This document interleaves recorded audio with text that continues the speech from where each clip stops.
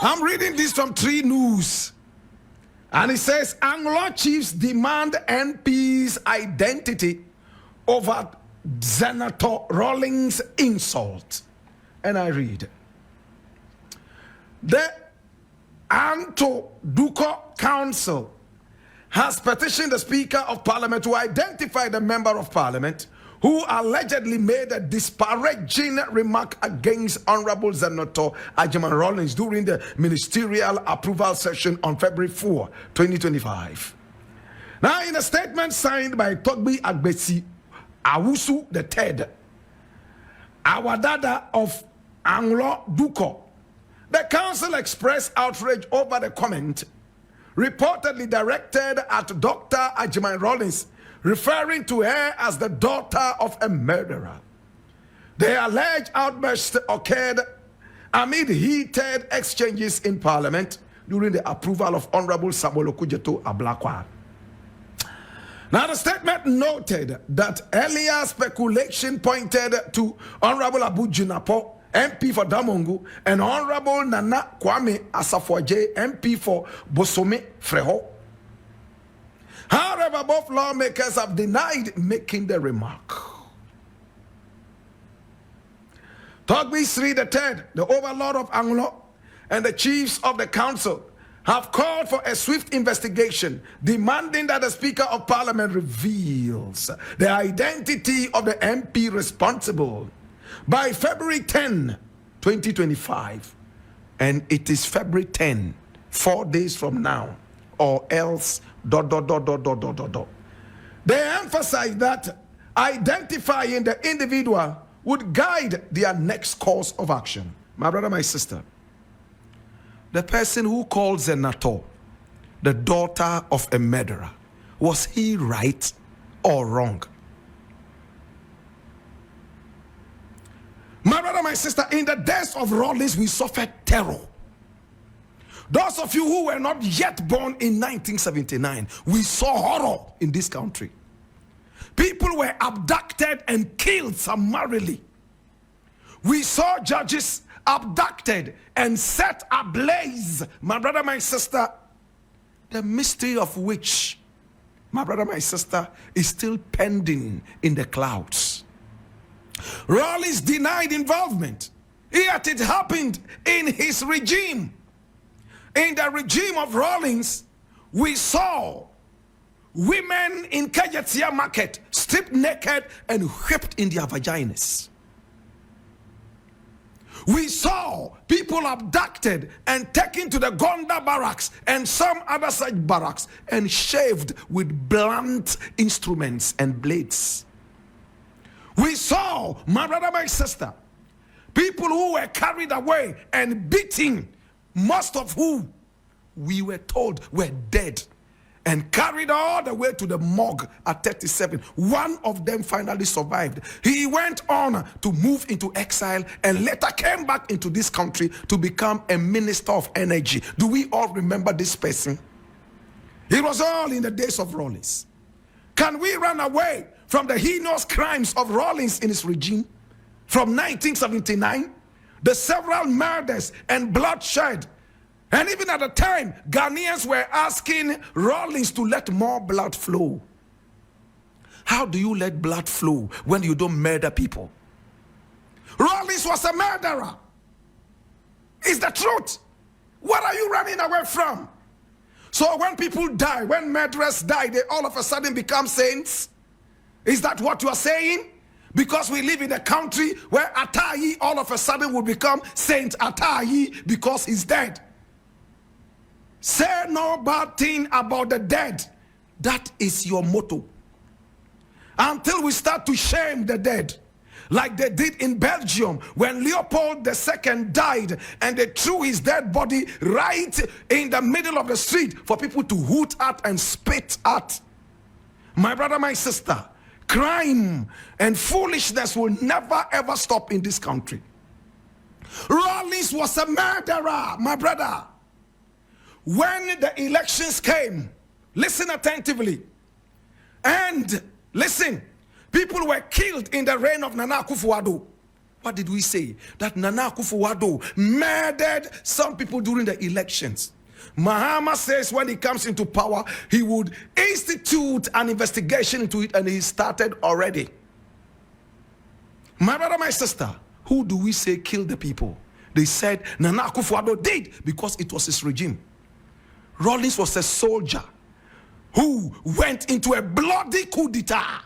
Bloody coup d'etat, shot and killed many in order to gain power. Should we give him a bouquet of flowers for the coup d'etat that saw the lives of many? Have we so soon forgotten our history? The bloodiest coup d'etat that ever happened in this nation was instituted by Rollins. He killed many in order to become leader of this nation. Is that not a murderer? So I am wondering why there's so much noise.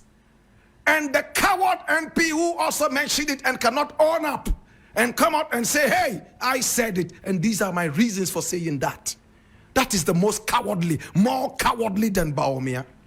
If I had the opportunity to stand before these chiefs, I will honorably ask them to tell me how you would define or call a man who murdered many in order to become leader, in whose regime innocent judges were carried out, including a woman killed and set ablaze at Bondas, and say, why can't we speak the truth anymore? What is wrong with us? Zenator is the daughter of a murderer. That is correct. But does that make her a murderess? No. She cannot inherit the crimes of her father. Do we understand that? But that does not mean she is not a daughter of a murderer. She is. Let us call a spade a spade. Should we call Zenator the daughter of a pastor, or the daughter of a reverend, or the daughter of a saint? No. We saw the bloodiest violence in this country in the reign of Rollins. Many people went down the drain. In my days as a little boy, anytime Rollins' name was mentioned, we all ran under the bed. I was only 5 at the time Rollins took over power in 1979. My brother, my sister, we have seen so much bloodshed in this country, all in the days of Rollins.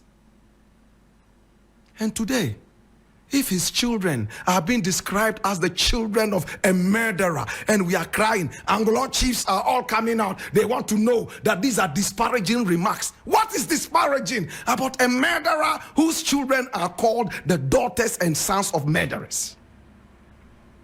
Do you think that they would ever call the daughter or the sons of Kwame Nkrumah sons and a daughter of murderer? A murderer? Will they ever say that? No, because Nkrumah murdered nobody. In the days of Kwame Nkrumah, there was nothing like capital punishment ever endorsed by Kwame Nkrumah. They rather attempted to kill him several times. But even with that, he was still very tactful and level-headed. He never ordered the pulling of a trigger. In the days of Rollins, the gun was the master. Soldiers were gods and demigods. When we saw soldiers on the streets, we ran. Some of you are so young, you do not understand what it was in 1979 and all the way after 79. We saw blood. I saw blood. I saw people shaved and beaten to pulp. You dared not say anything against Rollins. Yes, thankfully, Rollins also paved the way for democracy. But that does not erase the fact that he was a murderer. This is what TikTok. I'm going to create a group on TikTok. Now, no mama link no to join here. Now, mama number in the WhatsApp like TikTok group now. Mudia wa join no. To be fa number nephew ho. Ofa everyone cry immediately. Now it's me send over 100 cedis for credits keke. Ansa na nipa ne bisa se phone be na o use. So shana o phone enya up to standard or see okay. And you be share me. But oh, ba unkwa member no other girl embra. Not just say mo kwa Teresa no. Hey. Ekoso. Ucha 100 cities in area. Mama SS. SS. Okay, Obeka say just 100 cities anyway, just for credits. And so now Oba Obema Oti. Sana SS for me man amokweshi omwana. Dabi sugar daddies like penny 4 ebimo ye MPs ni ade. Timboko town. Yeah, town. Okay. Ni akushi omo. Ade na enye kwa. SS no munim tresom. You call 2 ne 3. Ebo cry ye kwa rainbow parties ni ade. Eno ye den. Ene omo train like Udru rainbow party another. Rainbow party. Say time if I say when your menses no like bleed no na omo de we pie inti out in him no na obema ni we share like you have sex with the man whilst menstruating and a rainbow party and no and bema mostly that's when they lick the blood and ebi mo de ma so be send me enya spiritual because baby a conversation e connect because more than what enya parenting asem wonder I try because ade a wo kan menya sure say wo nananim wo ma mi nim me manyini abedu a menim rainbow Debbie ozo nim rainbow party it happen pa yeah rainbow party na dia na aba mo so abronsam bia ana mo ya konfo ana nkra na ba no mo ya bosumfo ana sesei because we should have finished this topic but calls na near man nkra na kano actually say we are not in normal times menya sure mama for mutie me anopa ise munim rainbow party mama bia onim rainbow bia nim se nyankonton. Quality of MPs is on the decline. And this is a gentleman called Atik Muhammad. I've never met him. I don't know him, but I've heard him several times on radio, right?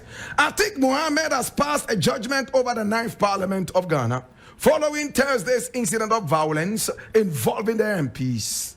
Now, the members of the appointments committee clashed with one another over a disagreement on vetting 2 ministerial nominees, Okujeto Ablakwa, Minister for Foreign Affairs, and Kwabena Minta Akando for the Health Minister. Now, the clash resulted in the MPs destroying tables and microphones, hence compelling the Speaker of the House, Alban Sumana Bagbina, to suspend 4 of them. Now, the suspension has, however, been lifted after the leadership of the minority and majority caucuses pleaded on their members' behalf and rendered apologies to Ghanaians. Now, joining Wednesday's panel on Peace FM's Kokroku morning show, Atik Mohammed expressed disappointment in the conduct of some parliamentarians and surmised that they seem to consider parliament as an insurance policy instead of a serious house of business. Referencing their behavior in the 8th Parliament that was dissolved on the eve of John Mahama's swearing in on the 7th of January 2025, Atik said, "This is my assessment and a sincere one at that of Parliament. It's like over the period, the quality in the House is gradually going down, and that is a really, really good source of worry. To him, Parliament is becoming an insurance for politicians who think their party will go into opposition. So let me go buy that insurance." But stressed, Parliament cannot be an insurance for politicians. It cannot be a safe haven for politicians. Mohammed has been so mild, describing Parliament as an insurance policy for some politicians. In fact, as I said the other day, the Ghana Parliament is no more a parliament house, it's a shit house. Excuse my language. Borrowing the words of Trump, the President of America. Better still, the returned President of America. Look, in my days, many were those who wanted to be parliamentarians.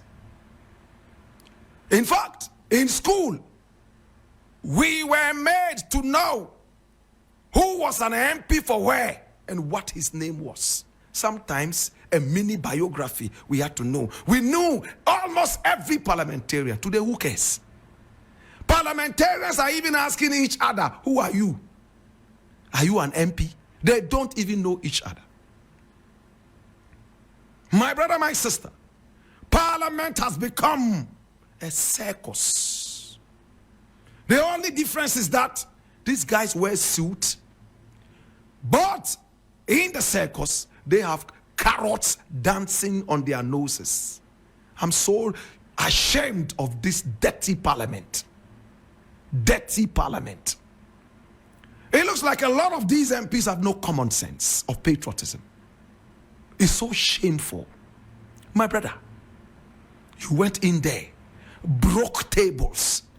At a point, excuse my language, I thought this was a certain riot in Ashaiman, a certain riot in Nima, maybe a riot in cantonments, or Teshin, or Makati Hill.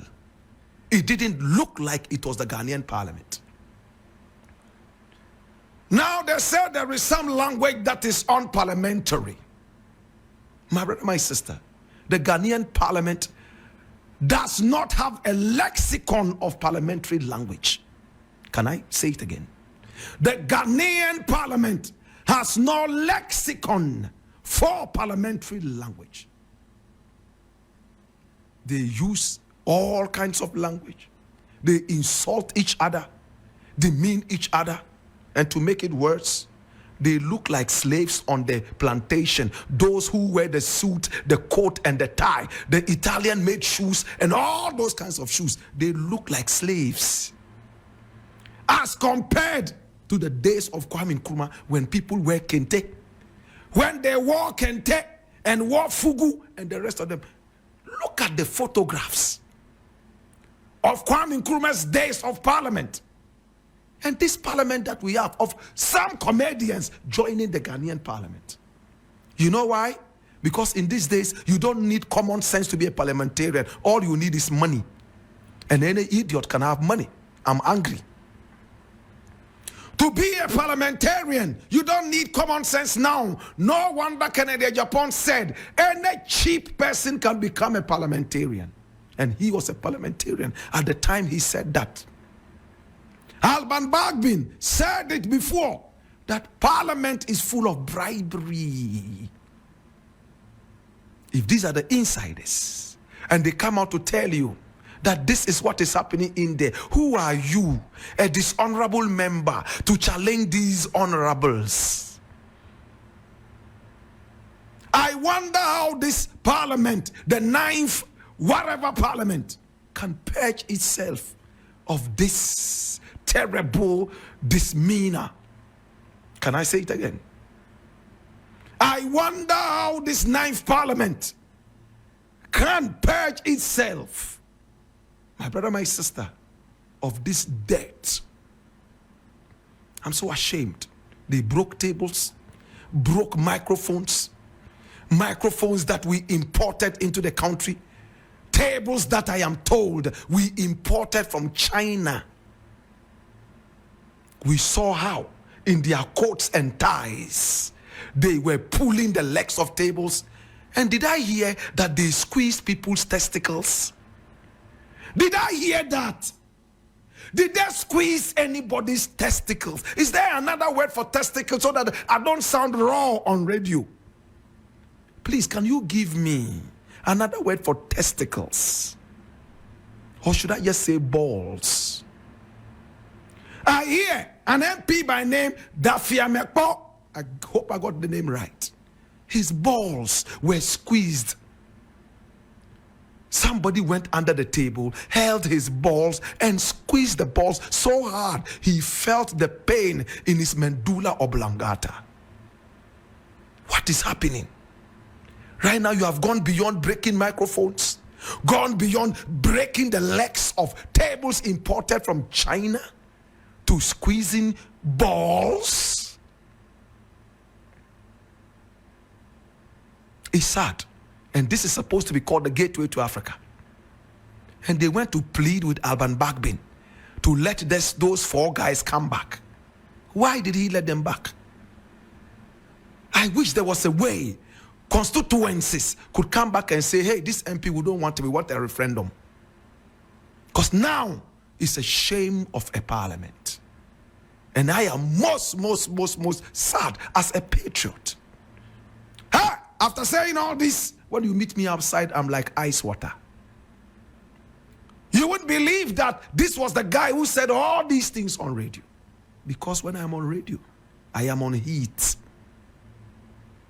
The Holy Spirit descends on me and directs me to speak.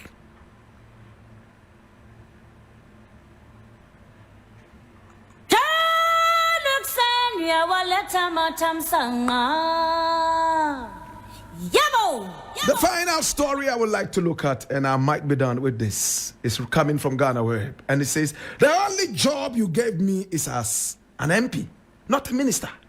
Isaac Adongo to constituents over nomination snob. And I read, Bolgatanga Central Member of Parliament, Isaac Adongo, has called on his constituents to remain calm regarding their concerns that he has been excluded from the recently announced deputy ministerial list by the president. While addressing the agitation among some youth in the constituency, Adongo said he had seen the disappointments in them, but urged them to rather continue to give support to President John Dramani Mahama's administration. Now, the MP reiterated his dedication to serving the people of Bolgatanga Central, stressing that this top priority as MP is to represent and advocate for his constituents' interest in Parliament. Now,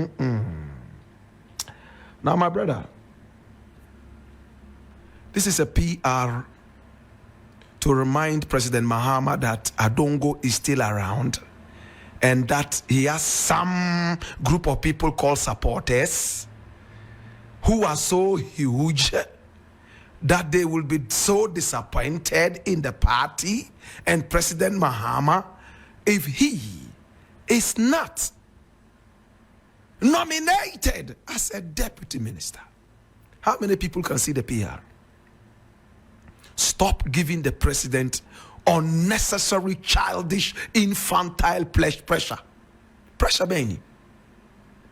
The president decides who to put in there. He has promised that he would use 60. Give him the opportunity to sit down and think. Don't give him pressure. Your supporters could be the whole of the world. If the president thinks that you are not fit for the position, don't give him pressure. Don't give him pressure, my brother. Do not give him pressure. Don't give the president pressure. Please.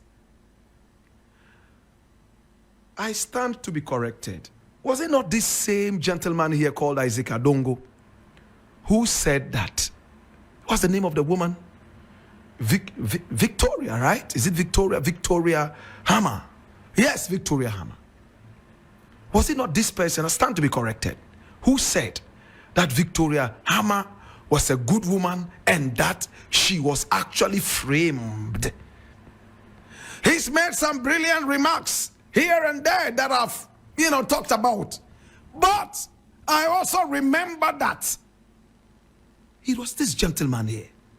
Please correct me if I have made a mistake.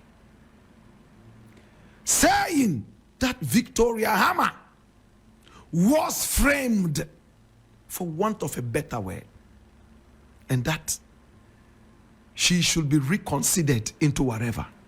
And I sit back and say, is that how you think?